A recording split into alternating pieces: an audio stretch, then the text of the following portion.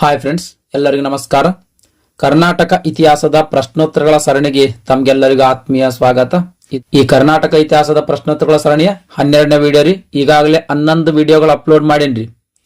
ಈ ಹಿಂದಿನ ವಿಡಿಯೋಗಳು ಯಾರು ನೋಡಿಲ್ಲೋ ಇದೇ ಚಾನಲ್ದೊಳಗೆ ಕರ್ನಾಟಕ ಇತಿಹಾಸದ ಪ್ರಶ್ನೋತ್ತರಗಳ ಸರಣಿ ಅಂತ ಪ್ಲೇ ಲಿಸ್ಟ್ ಅದ. ಆ ಪ್ಲೇ ಲಿಸ್ಟ್ ದೊಳಗೆ ಎಲ್ಲಾ ವಿಡಿಯೋಗಳು ಸಿಗುತ್ತಾವ.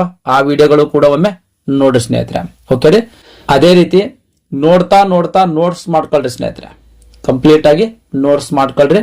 ಯಾಕಂತಂದ್ರೆ ರಿವಿಷನ್ ಮಾಡ್ಬೇಕಾದ್ರೆ ನಿಮ್ಗೆ ಬಹಳ ಯೂಸ್ ಆಗ್ತದೆ. ಓಕೆ ರೀ. ಇನ್ ಕೇಸ್ ನೋಟ್ಸ್ ಮಾಡ್ಕೊಳ್ಳಕ್ ಆಗ್ಲಿಲ್ಲ ಅಂತಂದ್ರೆ ಸಂಪೂರ್ಣ ಕರ್ನಾಟಕ ಇತಿಹಾಸದ ನೋಟ್ಸ್ ಪ್ರಿಪೇರ್ ಮಾಡಿನಿ ಸ್ನೇಹಿತರೆ. ನೋಟ್ಸ್ ದ PDF ಲಿಂಕ್ ಈ ವಿಡಿಯೋದ ಡಿಸ್ಕ್ರಿಪ್ಷನ್ ದಾಗ ಕೊಟ್ಟಿರ್ತೀನಿ. ಆ ಲಿಂಕ್ ಮೇಲೆ ಕ್ಲಿಕ್ ಮಾಡೋದ್ರ ಮೂಲಕ ನಾಮಿನಲ್ ಅಮೌಂಟ್ ಪೇ ಮಾಡಿ ನೋಟ್ಸ್ ಅನ್ನ ಡೌನ್ಲೋಡ್ ಮಾಡ್ಕೊಳ್ಬಹುದು ಸ್ನೇಹಿತರೆ. ಓಕೆ ರೀ. ಇವತ್ತಿನ ಪ್ರಸ್ತುತ ವಿಡಿಯೋದೊಳಗ ಕಲ್ಯಾಣದ ಚಾಲುಕ್ಯರು ಚಾಪ್ಟರ್ ಕಂಪ್ಲೀಟ್ ಮಾಡಿನ್ರಿ.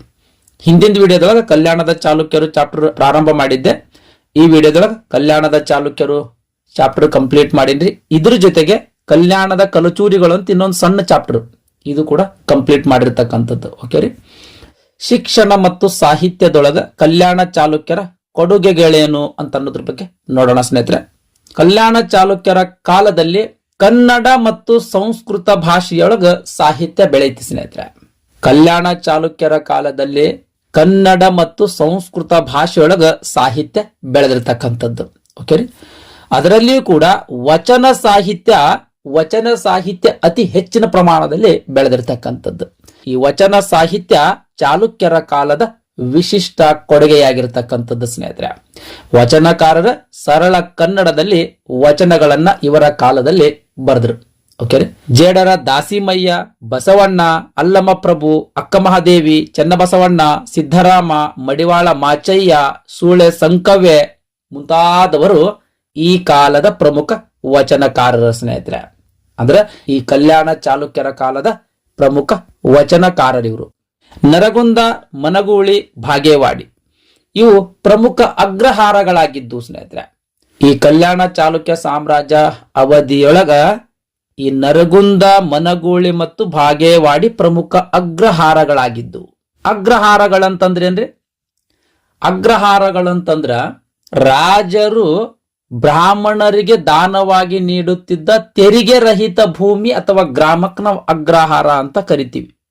ಈ ಕಲ್ಯಾಣದ ಚಾಲುಕ್ಯರ ಕಾಲದ ಪ್ರಮುಖ ಅಗ್ರಹಾರಗಳ ಈ ನರಗುಂದ, ಮನಗೂಳಿ, ಭಾಗೇವಾಡಿ ಆಗಿದ್ದು.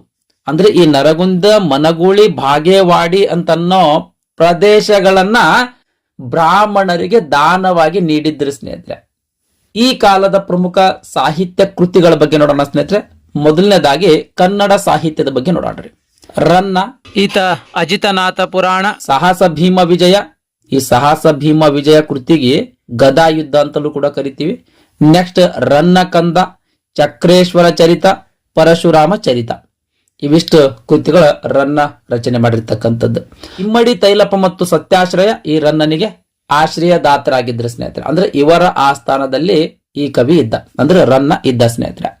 ನೆಕ್ಸ್ಟ್ ನೇಮಿ ಚಂದ್ರ, ಈತ ಕವಿರಾಜ ಕುಂಜರ ಮತ್ತು ಲೀಲಾವತಿ ಅಂತನ್ನೋ ಕೃತಿಗಳನ್ನ ರಚನೆ ಮಾಡಿರ್ತಕ್ಕಂಥದ್ದು. ನೆಕ್ಸ್ಟ್ ಚಂದ್ರರಾಜ. ಚಂದ್ರರಾಜ ಇಮ್ಮಡಿ ಜಯಸಿಂಹನ ಸಾಮಂತ ಅರಸನಾದ ಮಚಿರಾಜ ಆಸ್ಥಾನದ ಕವಿಯಾಗಿದ್ದ ಸ್ನೇಹಿತರೆ. ಈತ ಮದನ ತಿಲಕ ಅಂತನ್ನೋ ಕೃತಿಯನ್ನ ರಚನೆ ಮಾಡಿರ್ತಕ್ಕಂಥದ್ದು. ಇದು ಒಂದು ಕಾಮಶಾಸ್ತ್ರ ಗ್ರಂಥ ಸ್ನೇಹಿತರೆ. ನೆಕ್ಸ್ಟ್ ಶ್ರೀಧರಾಚಾರ್ಯ, ಈತ ಜಾತಕ ತಿಲಕ ಮತ್ತು ಚಂದ್ರಪ್ರಭ ಚರಿತೆ ಅಂತನ್ನೋ ಕೃತಿಗಳನ್ನ ರಚನೆ ಮಾಡಿರ್ತಕ್ಕಂಥದ್ದು. ಈ ಜಾತಕ ತಿಲಕ ಅಂತನ್ನೋ ಕೃತಿ ಕನ್ನಡದ ಮೊಟ್ಟ ಮೊದಲ ಜ್ಯೋತಿಷ್ಯ ಶಾಸ್ತ್ರ ಗ್ರಂಥ ಸ್ನೇಹಿತರೆ. ಓಕೆ ರೀ. ನೆಕ್ಸ್ಟ್ ಎರಡನೇ ಚಾವುಂಡರಾಯ, ಈತ ಇಮ್ಮಡಿ ಜಯಸಿಂಹನ ಆಸ್ಥಾನದ ಕವಿಯಾಗಿದ್ದ. ಈತ ಲೋಕೋಪಕಾರ ಅಂತನ್ನೋ ಕೃತಿಯನ್ನ ರಚನೆ ಮಾಡಿರ್ತಕ್ಕಂಥದ್ದು. ಇದು ಒಂದು ವಿಶ್ವಕೋಶ ಸ್ನೇಹಿತರೆ. ಓಕೆ. ನೆಕ್ಸ್ಟ್ ದುರ್ಗಸಿಂಹ, ಈತನು ಕೂಡ ಇಮ್ಮಡಿ ಜಯಸಿಂಹನ ಆಸ್ಥಾನದ ಕವಿಯಾಗಿದ್ದ.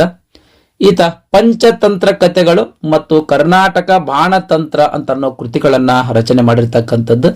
ನೆಕ್ಸ್ಟ್ ಜಯಕೀರ್ತಿ, ಈತ ಚಂಡಾನುಶಾಸನ ಅಂತನ್ನೋ ಕೃತಿಯನ್ನ ರಚನೆ ಮಾಡಿರ್ತಕ್ಕಂಥದ್ದು. ನೆಕ್ಸ್ಟ್ ಶಾಂತಿನಾಥ, ಈತ ಇಮ್ಮಡಿ ಸೋಮೇಶ್ವರ ಅಥವಾ ಎರಡನೇ ಸೋಮೇಶ್ವರನ ಆಸ್ಥಾನದ ಕವಿಯಾಗಿದ್ದ. ಸೋಮೇಶ್ವರ ಚರಿತೆ ಅಂತನ್ನೋ ಕೃತಿಯನ್ನ ರಚನೆ ಮಾಡಿದ. ನೆಕ್ಸ್ಟ್ ನಾಗವರ್ಮಾಚಾರ್ಯ, ಈತ ಉದಯಾದಿತ್ಯನ ಆಸ್ಥಾನದ ಕವಿಯಾಗಿದ್ದ. ಚಂದ್ರ ಚೂಡಾಮಣಿ ಶತಕ ಅಂತನ್ನೋ ಕೃತಿಯನ್ನ ರಚನೆ ಮಾಡಿರ್ತಕ್ಕಂಥದ್ದು ಸ್ನೇಹಿತರೆ. ನೆಕ್ಸ್ಟ್ ಗುಣಚಂದ್ರ, ಈತ ಪಾರ್ಶ್ವಾಭ್ಯುದಯ ಆಮೇಲೆ ಮಗನದೀಶ್ವರ ಅಂತನ್ನೋ ಕೃತಿಗಳನ್ನ ರಚನೆ ಮಾಡಿರ್ತಕ್ಕಂಥದ್ದು. ನೆಕ್ಸ್ಟ್ ಗುಣವರ್ಮ ಹರಿವಂಶ ಅಂತನ್ನೋ ಕೃತಿಯನ್ನ ರಚನೆ ಮಾಡಿರ್ತಕ್ಕಂಥದ್ದು. ನೆಕ್ಸ್ಟ್ ನಯಸೇನ ಧರ್ಮಾಮೃತ, ಆಮೇಲೆ ಬ್ರಹ್ಮಶಿವ, ಈತ 6ನೇ ವಿಕ್ರಮಾದಿತ್ಯನ ಆಸ್ಥಾನದ ಕವಿ. ಸಮಯ ಪರೀಕ್ಷೆ ಅಂತನ್ನೋ ಕೃತಿ. ನೆಕ್ಸ್ಟ್ ಕೀರ್ತಿವರ್ಮ ಗೋವೈದ್ಯ ಅಂತನ್ನೋ ಕೃತಿ, ಇದು ಪಶುವೈದ್ಯ ಶಾಸ್ತ್ರ ಕೃತಿಯಾಗಿರ್ತಕ್ಕಂಥದ್ದು. ನೆಕ್ಸ್ಟ್ ನೇಮಿನಾಥ ಪುರಾಣ, ಸೋಮನಾಥ ಜಗ್ಗದಲ ಕರ್ನಾಟಕದ ಕಲ್ಯಾಣಕಾರಕ ಅಂತನ್ನೋ ಕೃತಿ. ಆಮೇಲೆ 1ನೇ ನಾಗವರ್ಮ ಕರ್ನಾಟಕ ಕಾದಂಬರಿ, ಆಮೇಲೆ 2ನೇ ನಾಗವರ್ಮ ಕಾವ್ಯಾವಲೋಕನ, ಭಾಷಾಭೂಷಣ, ಅಭಿಧಾನ ವಸ್ತುಕೋಶ ಅಂತನ್ನೋ ಕೃತಿಗಳನ್ನ ರಚನೆ ಮಾಡಿರ್ತಕ್ಕಂಥದ್ದು ಸ್ನೇಹಿತರೆ. ಇದು ಕರ್ನಾಟಕ ಕಲ್ಯಾಣಕಾರಕ ಅಂತನ್ನೋದು ಕೂಡ ವೈದ್ಯಕೀಯ ಶಾಸ್ತ್ರದ ಕೃತಿಯಾಗಿರ್ತಕ್ಕಂಥದ್ದು. ಕಾವ್ಯಾವಲೋಕನ ಶೃಂಗಾರ ಶಾಸ್ತ್ರದ ಕೃತಿ, ಆಮೇಲೆ ಭಾಷಾಭೂಷಣ ವ್ಯಾಕರಣಕ್ಕೆ ಸಂಬಂಧಿಸಿದಂತ ಕೃತಿ. ಈ ಅಭಿಧಾನ ವಸ್ತುಕೋಶ ಇದೊಂದು ನಿಘಂಟು ಸ್ನೇಹಿತರೆ, ಅಂದ್ರೆ ಡಿಕ್ಷನರಿ ಇದೊಂದು. ಇದಿಷ್ಟು ಕಲ್ಯಾಣ ಚಾಲುಕ್ಯ ಸಾಮ್ರಾಜ್ಯದ ಅವಧಿಯೊಳಗ ಕನ್ನಡ ಭಾಷೆಯಲ್ಲಿ ರಚನೆಗೊಂಡಿರ್ತಕ್ಕಂಥ ಕೃತಿಗಳ ಲಿಸ್ಟ್ ಆಗಿತ್ತು. ನೆಕ್ಸ್ಟ್ ಸಂಸ್ಕೃತ ಸಾಹಿತ್ಯದ ಬಗ್ಗೆ ನೋಡೋಣ. ಬಿಲ್ಲಣ, ಈತ 6ನೇ ವಿಕ್ರಮಾದಿತ್ಯನ ಆಸ್ಥಾನದ ಕವಿಯಾಗಿದ್ದ. ವಿಕ್ರಮಾಂಕ ದೇವಚರಿತ ಅಂತನ್ನೋ ಕೃತಿಯನ್ನ ರಚನೆ ಮಾಡಿರ್ತಕ್ಕಂಥದ್ದು. ನೆಕ್ಸ್ಟ್ 3ನೇ ಸೋಮೇಶ್ವರ, ಈತ ಕಲ್ಯಾಣ ಚಾಲುಕ್ಯರ ಅರಸ ಸ್ನೇಹಿತರೆ. 3ನೇ ಸೋಮೇಶ್ವರ, ಈತ ಮಾನಸೋಲ್ಲಾಸ ಅಂತನ್ನೋ ಕೃತಿಯನ್ನ ರಚನೆ ಮಾಡಿರ್ತಕ್ಕಂಥದ್ದು. ಇದಕ್ಕೆ ಅಭಿಲಾಷಿತಾರ್ಥ ಚಿಂತಾಮಣಿ ಅಂತಲೂ ಕೂಡ ಕರೀತಾರೆ. ಈ ಕೃತಿಗೆ ಮಾನಸೋಲ್ಲಾಸ ಅಂತನ್ನೋ ಕೃತಿ ಏನದಲ್ರಿ, ಈ ಕೃತಿಗೆ ಅಭಿಲಾಷಿತಾರ್ಥ ಚಿಂತಾಮಣಿ ಅಂತಲೂ ಕೂಡ ಕರೀತಾರೆ. ನೆಕ್ಸ್ಟ್ ವಾದಿರಾಜ, ಈತ 2ನೇ ಜಯಸಿಂಹ ಅಥವಾ ಇಮ್ಮಡಿ ಜಯಸಿಂಹನ ಆಸ್ಥಾನದ ಕವಿಯಾಗಿದ್ದ. ಈತ ಪಾರ್ಶ್ವನಾಥ ಚರಿತೆ ಮತ್ತು ಯಶೋಧರ ಚರಿತೆ ಅಂತನ್ನೋ ಕೃತಿಗಳನ್ನ ರಚನೆ ಮಾಡಿರ್ತಕ್ಕಂಥದ್ದು. ನೆಕ್ಸ್ಟ್ ಉದಯಾದಿತ್ಯ ಅಲಂಕಾರ ಅಂತನ್ನೋ ಅಲಂಕಾರ ಶಾಸ್ತ್ರ ಗ್ರಂಥವನ್ನ ರಚನೆ ಮಾಡಿರ್ತಕ್ಕಂಥದ್ದು. ನೆಕ್ಸ್ಟ್ ವಿಜ್ಞಾನೇಶ್ವರ, ಈತ 6ನೇ ವಿಕ್ರಮಾದಿತ್ಯನ ಆಸ್ಥಾನದ ಕವಿಯಾಗಿದ್ದ. ಮಿತಾಕ್ಷರ ಸಂಹಿತೆ ಅಂತನ್ನೋ ಕಾನೂನಿಗೆ ಸಂಬಂಧಿಸಿದ ಕೃತಿಯನ್ನ ರಚನೆ ಮಾಡಿರ್ತಕ್ಕಂಥದ್ದು. ಇದಿಷ್ಟು ಸಂಸ್ಕೃತ ಸಾಹಿತ್ಯದ ಕುರಿತು ಮಾಹಿತಿ. ಓಕೆ, ಈ ರೀತಿ ಕಲ್ಯಾಣ ಚಾಲುಕ್ಯರ ಸಾಮ್ರಾಜ್ಯದ ಅವಧಿಯೊಳಗ ಕನ್ನಡ ಮತ್ತು ಸಂಸ್ಕೃತ ಭಾಷೆಯೊಳಗ ಸಾಹಿತ್ಯ ಬೆಳವಣಿಗೆಗೊಂಡಿರ್ತಕ್ಕಂಥದ್ದು. 15ನೇ ಪ್ರಶ್ನೆ, ವಾದಿರಾಜ ಅಂತನ್ನೋ ಸಂಸ್ಕೃತದ ಕವಿಯು ಕರ್ನಾಟಕದ ಯಾವ ಅರಸನ ಆಸ್ಥಾನದಲ್ಲಿದ್ದನು ಅಂತ ಪ್ರಶ್ನೆ ಕೇಳಿರ್ತಕ್ಕಂಥದ್ದು. ಉತ್ತರ ಟಿಕ್ ಮಾಡ್ಕೊಳ್ರಿ. ನೆಕ್ಸ್ಟ್ 16ನೇ ಪ್ರಶ್ನೆ, ವಿಕ್ರಮಾಂಕ ದೇವಚರಿತ ಎಂಬ ಕೃತಿಯ ಕರ್ತೃ ಅಂದ್ರೆ ಈ ಕೃತಿ ರಚನೆ ಮಾಡಿದವರು ಯಾರು ಅಂತ ಪ್ರಶ್ನೆ ಕೇಳಿರ್ತಕ್ಕಂಥದ್ದು. Option A Jayadeva, option B Bana, option C Kalidasa, option D Bilhana. ಯಾರ್ರಿ ಸರಿಯಾದ ಉತ್ತರ ಆಪ್ಷನ್ ಡಿ ಸ್ನೇಹಿತರೆ, ಬಿಲ್ಲಣ. ವಿಕ್ರಮಾಂಕ ದೇವಚರಿತ ಅಂತನ್ನೋ ಕೃತಿ ರಚನೆ ಮಾಡಿದವರು ಬಿಲ್ಲಣ ಸ್ನೇಹಿತರೆ. ಜಯದೇವ ಅಂತ ಆಪ್ಷನ್ ಕೊಟ್ಟಿದ್ದ, 4 ಆಪ್ಷನ್ಗಳದ್ದು ಎಕ್ಸ್ಪ್ಲೇನ್ ಮಾಡೇನ್ರಿ. ಜಯದೇವ ಈತ 12ನೇ ಶತಮಾನದ ಸಂಸ್ಕೃತ ಕವಿ ಸ್ನೇಹಿತರೆ. ಈತ ಗೀತ ಗೋವಿಂದ ಅಂತನ್ನೋ ಕೃತಿಯನ್ನ ರಚನೆ ಮಾಡಿರ್ತಕ್ಕಂಥದ್ದು. ಯಾರಿ ಈ ಜಯದೇವ ಅಂತನ್ನೋ ಸಂಸ್ಕೃತ ಕವಿ. ನೆಕ್ಸ್ಟ್ ಬಾಣ ಭಟ್ಟ ಹರ್ಷವರ್ಧನನ ಆಸ್ಥಾನದ ಕವಿಯಾಗಿದ್ದ ಸ್ನೇಹಿತರೆ. ಈ ಈತನ ಫುಲ್ ಹೆಸರು ಬಾಣ ಭಟ್ಟ. ಈತ ಹರ್ಷವರ್ಧನನ ಆಸ್ಥಾನದ ಕವಿಯಾಗಿದ್ದ. ಈತ ಹರ್ಷಚರಿತೆ, ಕಾದಂಬರಿ, ಚಂಡಶತಕ, ಪಾರ್ವತಿ ಪರಿಣಯ ಅಂತನ್ನೋ ಕೃತಿಗಳನ್ನ ರಚನೆ ಮಾಡಿರ್ತಕ್ಕಂಥದ್ದು. ನೆಕ್ಸ್ಟ್ ಇನ್ನು ಬಿಲ್ಲಣ. ಈ ಬಿಲ್ಲಣ ಮೂಲತಃ ಕಾಶ್ಮೀರದಿಂದ 6ನೇ ವಿಕ್ರಮಾದಿತ್ಯನ ಆಸ್ಥಾನಕ್ಕೆ ಬಂದಿದ್ದ. ಈ ಬಿಲ್ಲಣ ಕಾಶ್ಮೀರದ ಕವಿ ಸ್ನೇಹಿತರೆ, ಅಂದ್ರೆ ಕಾಶ್ಮೀರದಲ್ಲಿರುವಂತ ಕವಿ. ಈತ 6ನೇ ವಿಕ್ರಮಾದಿತ್ಯನ ಆಸ್ಥಾನಕ್ಕೆ ಬಂದಿದ್ದ.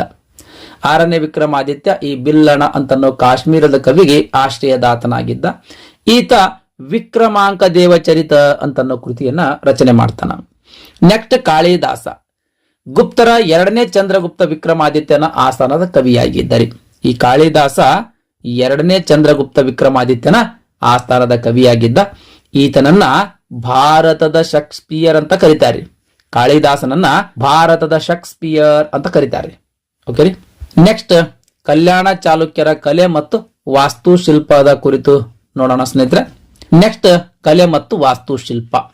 ಕಲ್ಯಾಣದ ಚಾಲುಕ್ಯರು ಕೂಡ ರಾಷ್ಟ್ರಕೂಟ ಸಂಸ್ಕೃತಿಯನ್ನ ಮುಂದುವರಿಸಿಕೊಂಡು ಹೋಗಿರ್ತಕ್ಕಂಥದ್ದು. ಓಕೆ ರೀ. ಕಲ್ಯಾಣ ಚಾಲುಕ್ಯರ ಅವಧಿಯಲ್ಲಿ ಶೈವ ಧರ್ಮ ಪ್ರಾಬಲ್ಯ ಹೊಂದಿತ್ತು ಸ್ನೇಹಿತರೆ. ಅಂದ್ರೆ ಹಿಂದೂ ಧರ್ಮದ ಒಂದು ಪಂಥ ಸ್ನೇಹಿತರೆ. ಇವರು ಶಿವನ ಆರಾಧಕರಾಗಿರ್ತಾರೆ. ಈ ಕಲ್ಯಾಣ ಚಾಲುಕ್ಯರ ಅವಧಿಯಲ್ಲಿಯೂ ಕೂಡ ಶೈವ ಧರ್ಮ ಬಹಳ ಪ್ರಾಬಲ್ಯ ಹೊಂದಿತ್ತು ಸ್ನೇಹಿತರೆ. ಹಾಗಾಗಿ ಹಲವಾರು ಶೈವ ದೇವಾಲಯಗಳನ್ನ ಈ ಕಲ್ಯಾಣದ ಚಾಲುಕ್ಯರು ನಿರ್ಮಿಸಿರ್ತಕ್ಕಂಥದ್ದು. ಅಂದ್ರೆ ಶಿವನ ದೇವಾಲಯಗಳ ಹೆಚ್ಚಿಗೆ ನಿರ್ಮಿಸಿರ್ತಕ್ಕಂಥದ್ದು. ಆರಂಭದಲ್ಲಿ ಚಾಲುಕ್ಯರು ಯಾವುದೇ ದೇವಸ್ಥಾನಗಳು ಕಟ್ಟಬೇಕಾಗಿತ್ತು ಅಂತಂದ್ರೆ ಕೆಂಪು ಮರಳಿನ ಕಲ್ಲನ್ನ ಬಳಕೆ ಮಾಡ್ತಿದ್ರು. ಕೆಂಪು ಮರಳಿನ ಕಲ್ಲನ್ನ ಬಳಕೆ ಮಾಡಿಕೊಂಡು ದೇವಾಲಯಗಳನ್ನ ಕಟ್ಟಿಸ್ತಿದ್ರು. Red stand stone. ನಂತರದಲ್ಲಿ ಇವರು ಸೋಪ್ ಸ್ಟೋನ್ ಬಸಾಲ್ಟ್ ಅಂತ ಅನ್ನೋ ಶಿಲೆಯನ್ನ ಬಳಸಿ ದೇವಾಲಯಗಳನ್ನ ನಿರ್ಮಾಣ ಮಾಡಿರ್ತಕ್ಕಂಥದ್ದು. ಮೋಸ್ಟ್ ಇಂಪಾರ್ಟೆಂಟ್ ರೀ. ಓಕೆ ರೀ.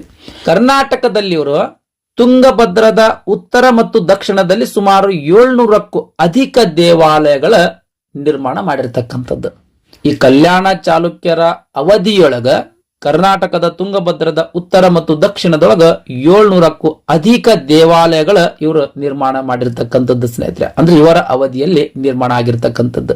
ಪ್ರಮುಖ ದೇವಾಲಯಗಳ ಬಗ್ಗೆ ನೋಡೋದಾದ್ರೆ ಇಟಗಿಯ ಮಹಾದೇವಾಲಯ, ಡಂಬಳದ ದೊಡ್ಡ ಬಸಪ್ಪ ದೇವಾಲಯ, ಕುರುವತ್ತಿಯ ಮಲ್ಲಿಕಾರ್ಜುನ ದೇವಾಲಯ, ವಿಜಯಪುರದ ಸ್ವಯಂಭೂ ಸಿದ್ದೇಶ್ವರ ದೇವಾಲಯ, ಅಬಲೂರಿನ ಬ್ರಹ್ಮೇಶ್ವರ, ಆನವಟ್ಟಿಯ ಕೈವಲೇಶ್ವರ, ಉಣಕಲ್ಲಿನ ಚಂದ್ರಮೌಳೇಶ್ವರ, ನೆಕ್ಸ್ಟ್ ಕುಕ್ಕನೂರಿನ ಕಲ್ಲೇಶ್ವರ ದೇವಾಲಯ, ಕುಂದಗೋಳದ ಶಂಭೂಲಿಂಗ ದೇವಾಲಯ, ನೆಕ್ಸ್ಟ್ ಗಳಗನಾಥದ ಗಳಗೇಶ್ವರ ದೇವಾಲಯ, ಗದುಗಿನ ತ್ರಿಕೋಟೇಶ್ವರ, ಸರಸ್ವತಿ ಮತ್ತು ಸೋಮೇಶ್ವರ ದೇವಾಲಯ, ಚೌಡದಾಸನಪುರದ ಮುಖೇಶ್ವರ, ಆಲಸಂಗಿಯ ಮಹಾದೇವ ದೇವಾಲಯ, ತಿಳವಳ್ಳಿಯ ಶಾಂತೇಶ್ವರ ದೇವಾಲಯ, ಬಾಗಲಿಯ ಕಲ್ಲೇಶ್ವರ ದೇವಾಲಯ, ಬಳ್ಳಿಗಾವಿಯ ಕೇದಾರೇಶ್ವರ ದೇವಾಲಯ, ಬಳ್ಳಿಗಾವಿಯ ತ್ರಿಪುರಾಂತಕೇಶ್ವರ ದೇವಾಲಯ, ಬಂಕಾಪುರದ 66 ಕಂಬದ ಗುಡಿ ಅಂದ್ರೆ ನಾಗೇಶ್ವರ ಗುಡಿ ಅಂತ ಆದ ಸ್ನೇಹಿತರೆ. ಇದು 66 ಕಂಬದ ಗುಡಿ ಸ್ನೇಹಿತರೆ.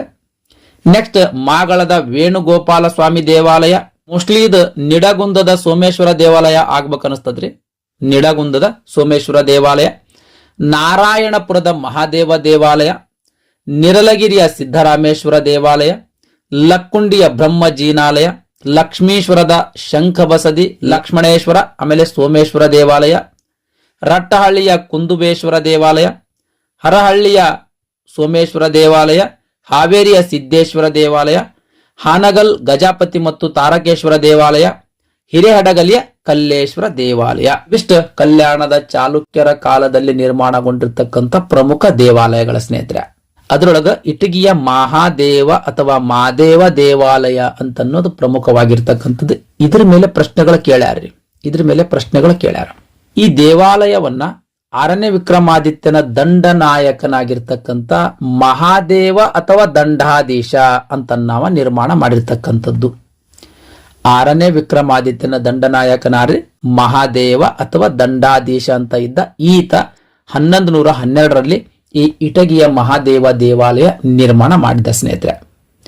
ಒಂದು ಶಾಸನದೊಳಗ ಈ ದೇವಾಲಯವನ್ನ ದೇವಾಲಯಗಳ ಚಕ್ರವರ್ತಿ ಅಂತ ಕರೆಯಲಾಗ್ತದ್ರಿ. ಈ ಇಟಗಿಯ ಮಹಾದೇವ ದೇವಾಲಯ ಕೊಪ್ಪಳ ಜಿಲ್ಲೆಯ ಯಲಬುರ್ಗ ತಾಲೂಕಿನ ಇಟಗಿ ಅಂತ ಒಂದು ಗ್ರಾಮದ ಆ ಗ್ರಾಮದೊಳಗ ಈ ದೇವಾಲಯ ನಿರ್ಮಾಣ ಮಾಡಿರ್ತಕ್ಕಂಥದ್ದು. ಇದೊಂದು ಶೈವ ದೇವಾಲಯವಾಗಿದ್ದು ದ್ರಾವಿಡ ಶೈಲಿಯಲ್ಲಿ ನಿರ್ಮಾಣ ಮಾಡಿರ್ತಕ್ಕಂಥದ್ದು. ಇದು ಒಂದು ಶಿವನ ದೇವಾಲಯ ಸ್ನೇಹಿತರೆ. ಈ ಇಟಗಿಯ ಮಹಾದೇವ ದೇವಾಲಯ ಏನದಲ್ರಿ, ಇದು ಒಂದು ಶಿವನ ದೇವಾಲಯ. ಇದನ್ನ ದ್ರಾವಿಡ ಶೈಲಿಯೊಳಗ ಕಟ್ಟಿರ್ತಕ್ಕಂಥದ್ದು. ಇದ್ರದ್ದು ವಾಸ್ತುಶಿಲ್ಪ ಶೈಲಿ ಹೆಂಗದರಿ, ದ್ರಾವಿಡ ಶೈಲಿ ಅದ. ನೆಕ್ಸ್ಟ್ ಡಂಬಾಳದ ದೊಡ್ಡ ಬಸಪ್ಪ ದೇವಾಲಯ. ಈ ದೇವಾಲಯವು ಕೂಡ ದ್ರಾವಿಡ ಶೈಲಿಯಲ್ಲಿ ನಿರ್ಮಾಣ ಮಾಡಿರ್ತಕ್ಕಂಥದ್ದು. ಇದು ಒಂದು ಶಿವನ ದೇವಾಲಯ ಸ್ನೇಹಿತರೆ. ಶೈವ ದೇವಾಲಯ ಅಂತಂದ್ರೆ ಶಿವನ ದೇವಾಲಯ ಸ್ನೇಹಿತರೆ. ಇದನ್ನ 1125ರಲ್ಲಿ ನಿರ್ಮಿಸಲಾಗಿರ್ತಕ್ಕಂಥದ್ದು. ದೇವಸ್ಥಾನದ ಮುಂದೆ ಒಂದು ದೊಡ್ಡ ನಂದಿಯ ವಿಗ್ರಹ ಇರೋದ್ರಿಂದ ಈ ದೇವಸ್ಥಾನಕ್ಕೆ ದೊಡ್ಡ ಬಸಪ್ಪ ದೇವಾಲಯ ಅಂತ ಹೆಸರು ಬಂತು ಸ್ನೇಹಿತರೆ. ಈ ದೇವಸ್ಥಾನದ ಮುಂದೆ ದೊಡ್ಡ ಒಂದು ನಂದಿ ವಿಗ್ರಹ ಅದ ಸ್ನೇಹಿತರೆ. ಆ ನಂದಿ ವಿಗ್ರಹ ಇರೋದ್ರಿಂದ ಈ ದೇವಾಲಯಕ್ಕೆ ದೊಡ್ಡ ಬಸಪ್ಪ ದೇವಾಲಯ ಅಂತ ಹೆಸರು ಬಂತು. ಓಕೆ ರೀ. ನೆಕ್ಸ್ಟ್ 17ನೇ ಪ್ರಶ್ನೆ, ಈ ಕೆಳಗಿನ ಯಾವ ದೇವಾಲಯವನ್ನು ದೇವಾಲಯಗಳ ಚಕ್ರವರ್ತಿ ಎಂದು ಕರೆಯಲಾಗಿದೆ ಹಾಗೂ ಆ ದೇವಾಲಯ ಯಾರಿಂದ ನಿರ್ಮಾಣಗೊಂಡಿತ್ತು ಅಂತ ಪ್ರಶ್ನೆ ಕೇಳಿರ್ತಕ್ಕಂಥದ್ದು ಸ್ನೇಹಿತರೆ. ಆಪ್ಷನ್ ಸಿ ಸರಿಯಾದ ಉತ್ತರ ನೋಡ್ರಿ. ಮಹಾದೇವ ದೇವಾಲಯ, ಇಟಗಿಯ ಮಹಾದೇವ ದೇವಾಲಯವನ್ನ ದೇವಾಲಯಗಳ ಚಕ್ರವರ್ತಿ ಅಂತ ಕರೀತಾರ.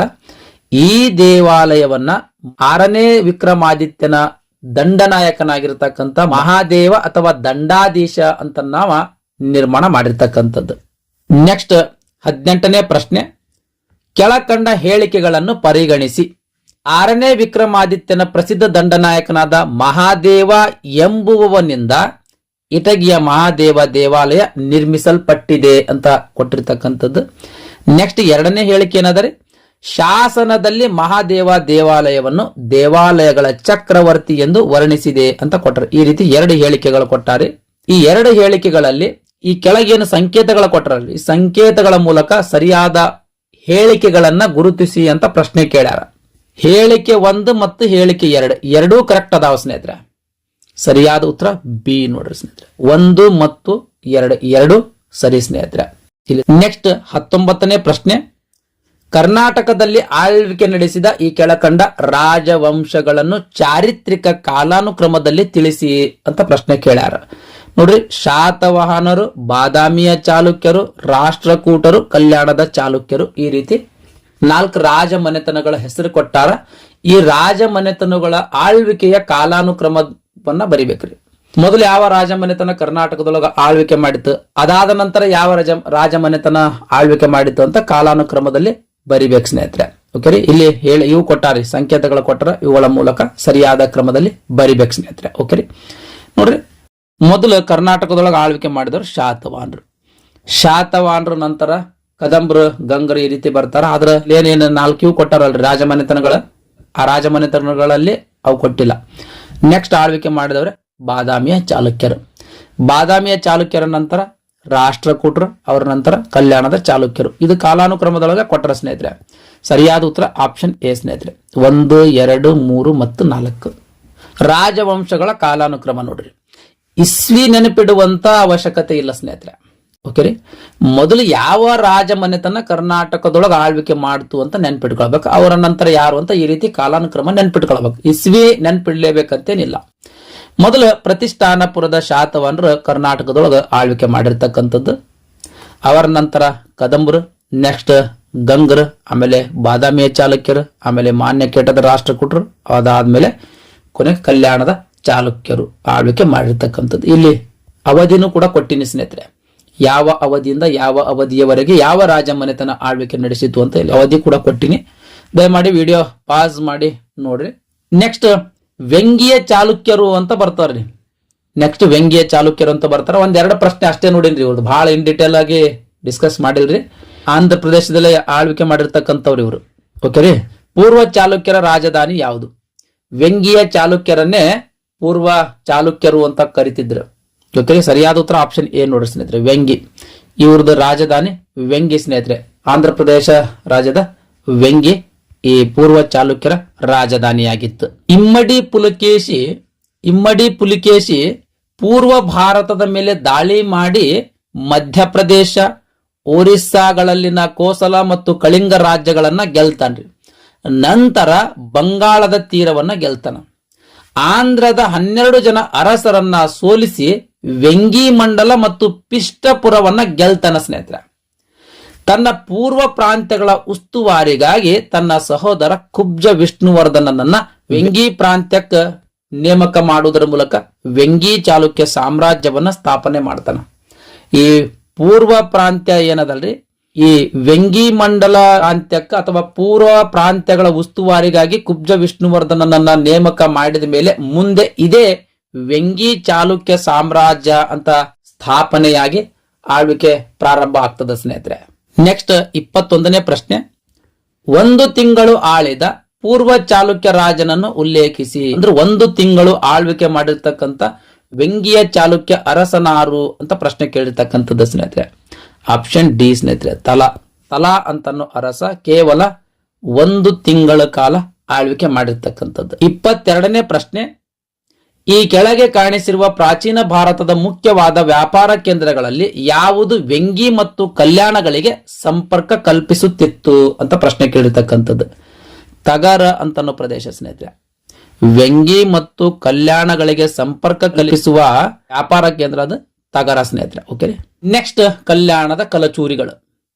ಇಲ್ಲಿ ತನಕ ನಾವು ಕಲ್ಯಾಣದ ಚಾಲುಕ್ಯರು ಚಾಪ್ಟರ್ ಡಿಸ್ಕಸ್ ಮಾಡಿದ್ದೀವಿ ಸ್ನೇಹಿತರೆ. ಕಲ್ಯಾಣದ ಚಾಲುಕ್ಯರು ಚಾಪ್ಟರ್ ಕಂಪ್ಲೀಟ್ ಆಯ್ತು. ನೆಕ್ಸ್ಟ್ ನಾವು ಕಲ್ಯಾಣದ ಕಲಚೂರಿಗಳ ಬಗ್ಗೆ ನೋಡೋಣ ಸ್ನೇಹಿತರೆ. ಈ ಕಲ್ಯಾಣದ ಕಲಚೂರಿ ವಂಶದ ಸ್ಥಾಪಕ ಉಚಿತ ಅಥವಾ ಜೋಗಮ ಸ್ನೇಹಿತರೆ. ಉಚಿತ ಅಥವಾ ಜೋಗಮ ಈತ ಕಲ್ಯಾಣ ಕಲಚೂರಿ ವಂಶದ ಸ್ಥಾಪಕ ಅಂದ್ರೆ ಸಾಮ್ರಾಜ್ಯದ ಸ್ಥಾಪಕ. ಮೊದಲಿಗೆ ಮಂಗಳಕೆಡ ರಾಜಧಾನಿಯನ್ನಾಗಿ ಮಾಡಿಕೊಂಡು ಆಳ್ವಿಕೆ ಪ್ರಾರಂಭ ಮಾಡಿದ್ರು. ನಂತರ ಕಲ್ಯಾಣವನ್ನ ರಾಜಧಾನಿಯನ್ನಾಗಿ ಮಾಡ್ಕೊಳ್ತಾರ ಸ್ನೇಹಿತರೆ. ಕಲಚೂರಿ ಸಾಮ್ರಾಜ್ಯದ ರಾಜ್ಯ ಲಾಂಛನ ನಂದಿ. ಈ ಸಾಮ್ರಾಜ್ಯದ ಕೊನೆಯ ಅರಸ ಸಿಂಘಣ ಸ್ನೇಹಿತರೆ. ಕಲಚೂರಿ ಸಾಮ್ರಾಜ್ಯದ ಕೊನೆಯ ಅರಸ ಯಾರೇ? ಸಿಂಘಣ. ಓಕೆ. ಕಲ್ಯಾಣದ ಚಾಲುಕ್ಯರ ಸಾಮಂತರಾದ ಇವರು ಕ್ರಿಸ್ತಶಕ 1157ರಲ್ಲಿ ಕಲ್ಯಾಣ ಚಾಲುಕ್ಯರನ್ನ ಮೂಲೆ ಗುಂಪು ಮಾಡಿ ಅಧಿಕಾರಕ್ಕೆ ಬಂದು 26 ವರ್ಷಗಳ ಕಾಲ ಆಳ್ವಿಕೆ ಮಾಡ್ತಾರೆ. ಈ ಕಲಚೂರಿ ಸಾಮ್ರಾಜ್ಯ ಏನದಲ್ರಿ, ಇದು ಕಲ್ಯಾಣ ಚಾಲುಕ್ಯ ಸಾಮ್ರಾಜ್ಯದ ಸಾಮಂತ ಸಾಮ್ರಾಜ್ಯವಾಗಿತ್ರಿ. ಸಾಮಂತ ಅರಸರಾಗಿದ್ರಿ ಇವರು. ಬಿಜ್ಜಳ ಏನ್ ಮಾಡ್ತಾನ್ರಿ, 1157ರಲ್ಲಿ ಕಲ್ಯಾಣ ಚಾಲುಕ್ಯರ 3ನೇ ತೈಲಪ್ಪನನ್ನ ಸೋಲಿಸ್ತಾನ್ರಿ. 3ನೇ ತೈಲಪ್ಪನನ್ನ ಸೋಲಿಸಿ ಕಲ್ಯಾಣವನ್ನ ವಶಪಡಿಸಿಕೊಂಡು ಅದನ್ನೇ ರಾಜಧಾನಿಯನ್ನಾಗಿ ಮಾಡಿಕೊಂಡು, ಅಂದ್ರೆ ಕಲ್ಯಾಣವನ್ನೇ ರಾಜಧಾನಿಯನ್ನಾಗಿ ಮಾಡಿಕೊಂಡು 26 ವರ್ಷಗಳ ಕಾಲ ಆಳ್ವಿಕೆ ಮಾಡ್ತಾರೆ. ಮೂಲತಃ ಇವರು ಈ ಕಲಚೂರಿಗಳು ಮೂಲತಃ ಮಧ್ಯ ಭಾರತದ ಕಾಲಿಂಜರ್ಗೆ ಸೇರಿದ ಇವರು ತಮ್ಮನ್ನು ಹೈಹಯರೆಂದು ಚೇದಿಯ ಅರಸರು ಅಂತ ಕರೆದುಕೊಂಡಿರ್ತಕ್ಕಂಥದ್ದು. ತಮ್ಮನ್ನು ತಾವು ಹೈಹಯರೆಂದು ಆಮೇಲೆ ಚೇದಿಯ ಅರಸರು ಅಂತ ಕರೆದುಕೊಂಡಿರ್ತಕ್ಕಂಥದ್ದು. ಇವರು ಮಧ್ಯ ಭಾರತದ ಕಾಲಿಂಜರ್ಗೆ ಸೇರಿದಂತವರು ಸ್ನೇಹಿತರೆ. ಯಾರೇ? ಕಲಚೂರಿಗಳು. ಓಕೆ. ಈ ಕಲಚೂರಿಗಳು ಕಲಿಂಜರ ಪುರವಾರಧೀಶ್ವರ ಅಂತನೋ ಬಿರುದನ್ನ ಧರಿಸಿರ್ತಕ್ಕಂಥದ್ದು ಸ್ನೇಹಿತರೆ. ಈ ಕಲಚೂರಿ ವಂಶದವರಿಗೆ ಕಲಿಂಜರ ಪುರವಾರಧೀಶ್ವರ ಅಂತನೋ ಬಿರುದಿತ್ತು ಸ್ನೇಹಿತರೆ. ಇವರ ಇತಿಹಾಸ ಉಚಿತ ಅಂತನೋ ಅರಸನಿಂದ ಆರಂಭ ಆಗ್ತದೆ. ಕಲಚೂರಿನ ರಾಜನಾದ ಜೋಗಮನ ಮಗಳನ್ನ ಕಲ್ಯಾಣ ಚಾಲುಕ್ಯರ ಅರಸ 6ನೇ ವಿಕ್ರಮಾದಿತ್ಯ ವಿವಾಹವಾಗಿದ್ದ ಸ್ನೇಹಿತರೆ, ಮದುವೆಯಾಗಿದ್ದ. ಕಲಚೂರಿ ವಂಶಕ್ಕೂ ಆಮೇಲೆ ಚಾಲುಕ್ಯ ವಂಶಕ್ಕೂ ವೈವಾಹಿಕ ಸಂಬಂಧ ಇತ್ತು ಸ್ನೇಹಿತರೆ. ನೋಡ್ರಿ, 6ನೇ ವಿಕ್ರಮಾದಿತ್ಯ ಈ ಕಲಚೂರಿ ವಂಶದ ರಾಜನಾದ ಜೋಗಮನ ಮಗಳನ್ನ ಮದುವೆಯಾಗಿದ್ದಾರೆ. ಯಾರು? 6ನೇ ವಿಕ್ರಮಾದಿತ್ಯ. ಆಮೇಲೆ ಈ ಜೋಗಮನ ಪುತ್ರನಾದ ಪೆರ್ಮಾಡಿಯು 6ನೇ ವಿಕ್ರಮಾದಿತ್ಯನ ಮಗಳಾದ ನಾಗಲಾದೇವಿಯನ್ನು ವಿವಾಹವಾಗಿದ್ದ. 6ನೇ ವಿಕ್ರಮಾದಿತ್ಯ ಜೋಗಮನ ಮಗಳನ್ನ ಮದುವೆಯಾದ್ರೆ ಜೋಗಮನ ಪುತ್ರನಾದ ಪೆರ್ಮಾಡಿಯು 6ನೇ ವಿಕ್ರಮಾದಿತ್ಯನ ಮಗಳಾದ ನಾಗಲಾದೇವಿಯನ್ನ ವಿವಾಹವಾಗಿದ್ದ ಸ್ನೇಹಿತರೆ. ಈ ನಾಗಲಾದೇವಿಯ ಮಗನೇ ಬಿಜ್ಜಳ ಸ್ನೇಹಿತರೆ. ಅಂದ್ರೆ 6ನೇ ವಿಕ್ರಮಾದಿತ್ಯನ ಮೊಮ್ಮಗನೇ ಈ ಬಿಜ್ಜಳ ಸ್ನೇಹಿತರೆ. ಪೆರ್ಮಾಡಿ ಮತ್ತು ನಾಗಲಾದೇವಿಯ ಮಗನಾದ 2ನೇ ಬಿಜ್ಜಳನು ಕಲಚೂರಿ ವಂಶದ ಅತ್ಯಂತ ಪ್ರಸಿದ್ಧ ಅರಸ ಸ್ನೇಹಿತರೆ. ಈತ ಅಂದ್ರೆ ಈ 2ನೇ ಬಿಜ್ಜಳ ಕಲ್ಯಾಣ ಚಾಲುಕ್ಯರ 3ನೇ ತೈಲಪ್ಪನ ಕಾಲದಲ್ಲಿ ಕಲ್ಯಾಣವನ್ನ ಆಕ್ರಮಿಸಿಕೊಂಡು ಸ್ವತಂತ್ರವಾಗಿ ರಾಜ್ಯಭಾರ ಪ್ರಾರಂಭ ಮಾಡ್ತಾನ್ರಿ. ಈ 3ನೇ ತೈಲಪ್ಪನ ಕಾಲದಲ್ಲಿ ಕಲ್ಯಾಣವನ್ನ ವಶಪಡಿಸಿಕೊಂಡು ಸ್ವತಂತ್ರವಾಗಿ ಆಳ್ವಿಕೆ ಪ್ರಾರಂಭ ಮಾಡ್ತಾನ. ಈ 2ನೇ ಬಿಜ್ಜಳ ಆಸ್ಥಾನದೊಳಗಿರ್ತಕ್ಕಂಥ ಮಂತ್ರಿ ಅಂತಂದ್ರೆ ಅದು ಬಸವಣ್ಣ ಸ್ನೇಹಿತರೆ. ಬಸವಣ್ಣನ ಬಗ್ಗೆ ಇನ್ ಡಿಟೇಲ್ ಮಾಹಿತಿ ನೆಕ್ಸ್ಟ್ ಸ್ಲೈಡ್ನಾಗ ನೋಡೋಣ ಸ್ನೇಹಿತರೆ. ಈ ಬಿಜ್ಜಳನಿಗಿದ್ದ ಬಿರುದುಗಳ ಬಗ್ಗೆ ನೋಡೋದಾದ್ರೆ ತ್ರಿಭುವನ ಮಲ್ಲ, ಮಿಶಾಂಕ ಮಲ್ಲ, ಶನಿವಾರ ಸಿದ್ಧಿ, ಕಳಚೂರ್ಯ ಚಕ್ರವರ್ತಿ, ಭುಜಬಲ ಚಕ್ರವರ್ತಿ, ಇವಿಷ್ಟು 2ನೇ ಬಿಜ್ಜಳನಿಗಿದ್ದ ಬಿರುದುಗಳ ಸ್ನೇಹಿತರೆ.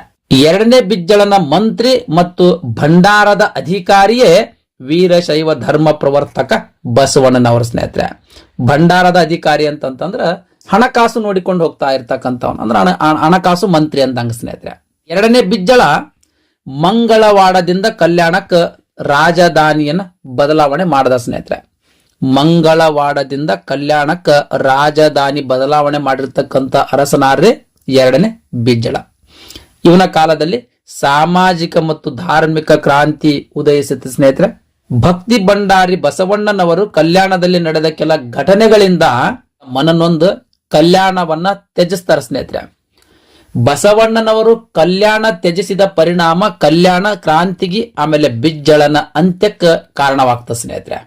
ಅಂದ್ರೆ ಬಸವಣ್ಣನ ಅನುಯಾಯಿಗಳ ವಿರುದ್ಧ ಬಿಜ್ಜಳ ಕೈಗೊಂಡ ಕಠಿಣ ಕ್ರಮಗಳಿಂದ ಬಸವಣ್ಣ ಮನನೊಂದುಕೊಳ್ತಾನ್ರಿ. ಮನನೊಂದು ಕಲ್ಯಾಣ ಬಿಟ್ಟು ಹೋಗ್ತಾನ, ಕೂಡಲ ಸಂಗಮಕ್ಕೆ ಹೋಗ್ತಾರ ಸ್ನೇಹಿತರೆ. ಅಲ್ಲಿಂದ ಕಲ್ಯಾಣದ ಕ್ರಾಂತಿಗೆ ಆಮೇಲೆ ಬಿಜ್ಜಳನ ಅಂತ್ಯಕ್ಕೆ ಕಾರಣವಾಗ್ತದ. ಅದೇನಾಗ್ತದಂತ ನೆಕ್ಸ್ಟ್ ಸ್ಲೈಡ್ ಒಳಗೆ ಡಿಸ್ಕಸ್ ಮಾಡಿರ್ತಕ್ಕಂಥದ್ದು.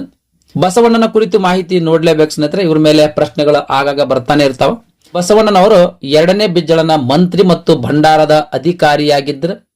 ಅದೇ ರೀತಿ ವೀರಶೈವ ಧರ್ಮ ಪ್ರವರ್ತಕರಾಗಿದ್ದರು ಸ್ನೇಹಿತರೆ.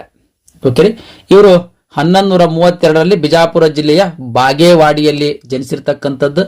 ತಂದೆ ಹೆಸರು ಮಾದರಸ, ತಾಯಿ ಹೆಸರು ಮಾದಲಾಂಬಿಕೆ. ಇವರಿಗೆ ನೀಲಾಂಬಿಕೆ ಮತ್ತು ನಾಗಲಾಂಬಿಕೆ ಅಂತನೋ ಇಬ್ರು ಹೆಂಡತಿಯರು. ನೋಡಿ, ಕೆಲವೊಂದು ಪುಸ್ತಕಗಳಲ್ಲಿ ಇಬ್ರು ಒಂದೇ ಅಂತ ಮೆನ್ಷನ್ ಮಾಡ್ಯಾರ. ಇವ್ರಿಗೆ ಇಬ್ರು ಹೆಂಡತಿಯರಲ್ಲ, ಒಬ್ಬರೇ ಹೆಂಡತಿಯರ್ ಅಂತ ಮೆನ್ಷನ್ ಮಾಡಿರ್ತಕ್ಕಂಥದ್ದು. ಓಕೆ, ಇವರ ಗುರು ಈಶಾನ್ಯ ದೇವ ಅಥವಾ ಜಾತಕ ವೇದಾಮುನಿ. ಇವರು ಬಸವಣ್ಣ ಅಂತನ್ನೋ ಅಂಕಿತ ನಾಮಗಳ ಮೂಲಕ ವಚನಗಳನ್ನ ರಚನೆ ಮಾಡಿರ್ತಕ್ಕಂಥದ್ದು. ಓಕೆ, ಇವರನ್ನ ಕರ್ನಾಟಕದ ಮಾರ್ಟಿನ್ ಲೂಥರ್ ಅಂತ ಕರೀತಾರೆ. ಬಸವಣ್ಣನವರನ್ನ ಕರ್ನಾಟಕದ ಮಾರ್ಟಿನ್ ಲೂಥರ್ ಅಂತ ಕರೀತಾರೆ ಸ್ನೇಹಿತರೆ, ನೆನಪಿರ್ಲಿ. ಕಲಚೂರಿನ ಅರಸ 2ನೇ ಬಿಜ್ಜಳನ ಆಸ್ಥಾನದಲ್ಲಿ ಕರುಣಿಕನ ಆಗ್ತಾನ್ರಿ, ಅಕೌಂಟೆಂಟ್ ಆಗ್ತಾನ. ನಂತರ ಪ್ರಧಾನ ಮಂತ್ರಿಯಾಗಿ ಸೇವೆ ಸಲ್ಲಿಸ್ತಾರ. ಪ್ರಮೋಷನ್ ಆಗ್ತಾ ಆಗ್ತಾ ಪ್ರಧಾನ ಮಂತ್ರಿಯ ತನಕ ಪ್ರಮೋಷನ್ ಬರ್ತದ ಅವ್ರಿಗೆ. ಪ್ರಧಾನ ಮಂತ್ರಿಯ ತನಕ ಸೇವೆ ಸಲ್ಲಿಸ್ತಾರ. 12ನೇ ಶತಮಾನವನ್ನ ವಚನಗಳ ಯುಗ ಅಂತಲೇ ಕರೀತಾರೆ ಸ್ನೇಹಿತರೆ. ಬಸವೇಶ್ವರರು ಸುಮಾರು 5,000 ವಚನಗಳನ್ನ ರಚನೆ ಮಾಡಿದ್ದು ಕೂಡಲ ಸಂಗಮ ದೇವ ಅಂತನ್ನೋ ಅಂಕಿತ ನಾಮದ ಮೂಲಕ ಈ ವಚನಗಳನ್ನ ರಚನೆ ಮಾಡಿರ್ತಕ್ಕಂಥದ್ದು. ಇವರು ತಮ್ಮ ತತ್ವ ಪ್ರಚಾರಕ್ಕಾಗಿ ಬೀದರ್ನ ಬಸವ ಕಲ್ಯಾಣದೊಳಗ ಅನುಭವ ಮಂಟಪವನ್ನ ಸ್ಥಾಪನೆ ಮಾಡ್ತಾರೆ ಸ್ನೇಹಿತರೆ. ಇದನ್ನ ವಚನ ಮಂಟಪ ಅಂತಲೂ ಕೂಡ ಕರೀತಾರ. ಅನುಭವ ಮಂಟಪದ ಧರ್ಮಗೋಷ್ಠಿಯ ಅಧ್ಯಕ್ಷತೆಯನ್ನ ಅಲ್ಲಮ ಪ್ರಭುಗಳು ವಹಿಸ್ತಿದ್ರು. ಈ ಅನುಭವ ಮಂಟಪ ಧರ್ಮಗೋಷ್ಠಿ ಅನ್ನೋದಲ್ರಿ, ಇದರ ಅಧ್ಯಕ್ಷತೆಯನ್ನ ಅಲ್ಲಮ ಪ್ರಭು ಅವರು ವಹಿಸ್ತಿದ್ರು ಸ್ನೇಹಿತರೆ. ಈ ಸಭೆಯಲ್ಲಿ ಪಾಲ್ಗೊಂಡ ಪ್ರಮುಖರು ಯಾರ್ಯಾರು ಅಂದ್ರೆ ಚನ್ನಬಸವಣ್ಣ, ಸಿದ್ದರಾಮೇಶ್ವರ, ಅಂಬಿಗರ ಚೌಡಯ್ಯ, ಮಾದರ ಧೂಳಯ್ಯ, ಮಡಿವಾಳ ಮಾಚಯ್ಯ, ಕಿನ್ನರಿ ಬೊಮ್ಮಯ್ಯ, ಮಾದಾರ ಚೆನ್ನಯ್ಯ, ಅಕ್ಕ ಮಹಾದೇವಿ, ಲಕ್ಕಮ್ಮ, ನಾಗಲಾಂಬಿಕೆ, ಮುಕ್ತಾಯಕ್ಕ ಮುಂತಾದವರು ಈ ಅನುಭವ ಮಂಟಪ ಧರ್ಮಗೋಷ್ಠಿಯಲ್ಲಿ ಪಾಲ್ಗೊಂಡಿರ್ತಕ್ಕಂಥವ್ರು ಸ್ನೇಹಿತರೆ. ಇವರು ಅಂತರ್ಜಾತೀಯ ವಿವಾಹಕ್ಕೆ ಪ್ರೋತ್ಸಾಹಿಸಿ ಬ್ರಾಹ್ಮಣನ ಮಧುವಯ್ಯನ ಮಗಳಿಗ ಹಾಗೂ ಹರಿಜನ ಹರಳಯ್ಯನ ಮಗನಿಗ ವಿವಾಹ ಮಾಡ್ತಾರೆ. ಸಂಪ್ರದಾಯಸ್ಥ ಮತ್ತು ಹಿಂದೂ ಧರ್ಮವನ್ನ ಅವಮಾನಪಡಿಸಿದ ಸಲುವಾಗಿ ಬಿಜ್ಜಳ ಈ ಮಧುವಯ್ಯನಿಗೂ ಮತ್ತು ಹರಳಯ್ಯನಿಗೆ ಇಬ್ಬರಿಗೂ ಮರಣ ದಂಡನೆ ಗುರಿಪಡಿಸ್ತಾನ. ಮರಣ ದಂಡನೆ ಗುರಿಪಡಿಸಿದ ಅಲ್ದೇನೆ ಈ ದಂಪತಿಗಳ ಕಣ್ಣನ್ನ ಕೀಳಿಸ್ತಾನ ಸ್ನೇಹಿತರೆ. ಇದರಿಂದ ಬಸವಣ್ಣನವರು ಬೇಸರಗೊಳ್ತಾರ. ಬೇಸರಗೊಂಡು ಈ ಮಂತ್ರಿ ಪದವಿಯನ್ನ ತ್ಯಾಗ ಮಾಡಿ 1168ರಲ್ಲಿ ಕೂಡಲ ಸಂಗಮಕ್ಕೆ ಹೋಗಿ ಅಲ್ಲೇ ಲಿಂಗೈಕ್ಯರಾಗ್ತಾರ ಸ್ನೇಹಿತರೆ. ಅಂದ್ರೆ 1168ರಲ್ಲಿ ಕೂಡಲ ಸಂಗಮದಲ್ಲಿ ಬಸವಣ್ಣನವರು ಲಿಂಗೈಕ್ಯರಾಗ್ತಾರ. ಇವರು ಶಕ್ತಿ ವಿಶಿಷ್ಟಾದ್ವೈತ ಸಿದ್ಧಾಂತವನ್ನ ಪ್ರತಿಪಾದಿಸಿದ್ರು. ಆಮೇಲೆ ಜಾತಿ ಪದ್ಧತಿಯನ್ನ ಟೀಕಿಸಿದ್ರು ಸ್ನೇಹಿತರೆ. ಸಾಮಾಜಿಕ ಸಾಂಸ್ಕೃತಿಕ ಒಳಗೊಳ್ಳುವಿಕೆಗೆ ಇವರ ಅನನ್ಯ ಕೊಡುಗೆಯನ್ನ ಗೌರವಿಸಿ ಕರ್ನಾಟಕ ಸರ್ಕಾರ ಫೆಬ್ರವರಿ 13, 2024ರಂದು ವಿಶ್ವಗುರು ಬಸವಣ್ಣ ಅವರ ಭಾವಚಿತ್ರವನ್ನ ವಿಧಾನಸೌಧದಲ್ಲಿ ಅನಾವರಣ ಮಾಡುವ ಮೂಲಕ ಇವರನ್ನ ಕರ್ನಾಟಕ ಸಾಂಸ್ಕೃತಿಕ ನಾಯಕ ಅಂತ ಘೋಷಣೆ ಮಾಡಿದ್ರು ಸ್ನೇಹಿತರೆ. ಕ್ರಿಸ್ತಶಕ 1184ರಲ್ಲಿ ಬಿಜ್ಜಳನ ಕೊಲೆಯಾಯಿತು. ಬಸವಣ್ಣನವರು ಕಲ್ಯಾಣ ತೊರೆದ ಮೇಲೆ ಕಲಚೂರಿ ಸಾಮ್ರಾಜ್ಯವೂ ಕೂಡ ಅಂತ್ಯಗೊಂಡುತ್ತೆ ಸ್ನೇಹಿತರೆ. ಅದರಲ್ಲಿ 1184ರಲ್ಲಿ ಬಿಜ್ಜಳನನ್ನ ಕೊಲೆ ಮಾಡಲಾಯಿತು. ಓಕೆ, 1184ರಲ್ಲಿ ಕಲ್ಯಾಣ ಚಾಲುಕ್ಯರ ದೊರೆ ಈ 4ನೇ ಸೋಮೇಶ್ವರ ಕಲಚೂರಿ ದೊರೆ ಸಿಂಗಣ್ಣನನ್ನ ಸೋಲಿಸ್ತಾನ. ಸೋಲಿಸಿ ಪುನಃ ಕಲ್ಯಾಣವನ್ನ ಆಕ್ರಮಿಸಿದ ಪರಿಣಾಮವಾಗಿ ಕಲಚೂರಿಗಳ 26 ವರ್ಷಗಳ ಆಳ್ವಿಕೆ ಅಂತ್ಯಗೊಂಡುತ್ತೆ ಸ್ನೇಹಿತರೆ. ಪುನಃ ಮತ್ತೆ ಕಲ್ಯಾಣ ಚಾಲುಕ್ಯ ಸಾಮ್ರಾಜ್ಯದ ಆಳ್ವಿಕೆ ಪ್ರಾರಂಭವಾಯಿತು ಸ್ನೇಹಿತರೆ. ಇದಿಷ್ಟು ಕಲಚೂರಿ ವಂಶಗಳ ರಾಜಮನೆತನದ ಕುರಿತು ಮಾಹಿತಿಯಾಗಿತ್ತು. 23ನೇ ಪ್ರಶ್ನೆ, ಈ ಕೆಳಗಿನ ಯಾವ ಅರಸ ತನ್ನ ರಾಜಧಾನಿಯನ್ನು ಮಂಗಳವಾಡದಿಂದ ಕಲ್ಯಾಣಕ್ಕೆ ಬದಲಾಯಿಸಿದನು ಅಂತ ಪ್ರಶ್ನೆ ಕೇಳ್ಯಾರ. ಯಾರ್ರಿ? ಆಪ್ಷನ್ ಎ ಬಿಜ್ಜಳ ಸ್ನೇಹಿತರೆ. ಬಿಜ್ಜಳ ತನ್ನ ರಾಜಧಾನಿಯನ್ನ ಮಂಗಳವಾಡದಿಂದ ಕಲ್ಯಾಣಕ್ಕೆ ಬದಲಾವಣೆ ಮಾಡಿರ್ತಕ್ಕಂತಾತ. 24ನೇ ಪ್ರಶ್ನೆ, ವೀರಶೈವ ಧರ್ಮ ಸಂಸ್ಥಾಪಕನಾದ ಶ್ರೀ ಬಸವೇಶ್ವರರು ಇವರ ಆಸ್ಥಾನದಲ್ಲಿದ್ದರು. ಯಾರ ಆಸ್ಥಾನದಲ್ಲಿದ್ದರೆ? ಬಾದಾಮಿ ಚಾಲುಕ್ಯರು, ರಾಷ್ಟ್ರಕೂಟರು, ಕಲ್ಯಾಣದ ಚಾಲುಕ್ಯರು, ಸೇವಣರು. ಆಪ್ಷನ್ ಸಿ ಸರಿಯಾದ ಉತ್ತರ, ಕಲ್ಯಾಣದ ಚಾಲುಕ್ಯರು. ಆಕ್ಚುಲಿ ಬಿಜ್ಜಳನ ಆಸ್ಥಾನದಲ್ಲಿದ್ದರು. ಆದ್ರೆ ಬಿಜ್ಜಳರು ಮೊದಲು ಕಲ್ಯಾಣ ಚಾಲುಕ್ಯರ ಸಾಮಂತ ಅರಸರಾಗಿದ್ದರು ಸ್ನೇಹಿತರೆ. ಹಾಗಾಗಿ ಸರಿಯಾದ ಉತ್ತರ ಆಪ್ಷನ್ ಸಿ, ಕಲ್ಯಾಣದ ಚಾಲುಕ್ಯರು. ಇನ್ ಕೇಸ್ ಕಲ್ಯಾಣದ ಕಲಚೂರಿಗಳು ಅಂತ ಏನಾದ್ರು ಆಪ್ಷನ್ ಕೊಟ್ಟಿದ್ರು ಅಂತಂದ್ರೆ ಕಲ್ಯಾಣದ ಕಲಚೂರಿಗಳು ಸರಿಯಾದ ಉತ್ತರ ಆಗ್ತದ. ಓಕೆ ರೀ, ಇದಿಷ್ಟು ಕಲ್ಯಾಣದ ಚಾಲುಕ್ಯರು ಮತ್ತು ಕಲ್ಯಾಣದ ಕಲಚೂರಿ ಅಧ್ಯಾಯಗಳ ಬಗ್ಗೆ ಸಂಪೂರ್ಣ ಮಾಹಿತಿಯಾಗಿತ್ತು. ಈ ವಿಡಿಯೋ ನಿಮ್ಗೆ ಇಷ್ಟ ಆಗಿತ್ತು ಅಂದ್ರೆ ದಯಮಾಡಿ ಲೈಕ್ ಬಟನ್ ಮೇಲೆ ಪ್ರೆಸ್ ಮಾಡ್ರಿ. ಅದೇ ರೀತಿ ನಿಮ್ಮ ಫ್ರೆಂಡ್ಸರಿಗೂ ಕೂಡ ಶೇರ್ ಮಾಡ್ರಿ ಅಂತ ವಿನಂತಿಸಿಕೊಳ್ಳುತ್ತಾ ಇವತ್ತಿನ ವಿಡಿಯೋ ಮುಗಿಸ್ತಾ ಇದ್ದೀನಿ. ಧನ್ಯವಾದಗಳು.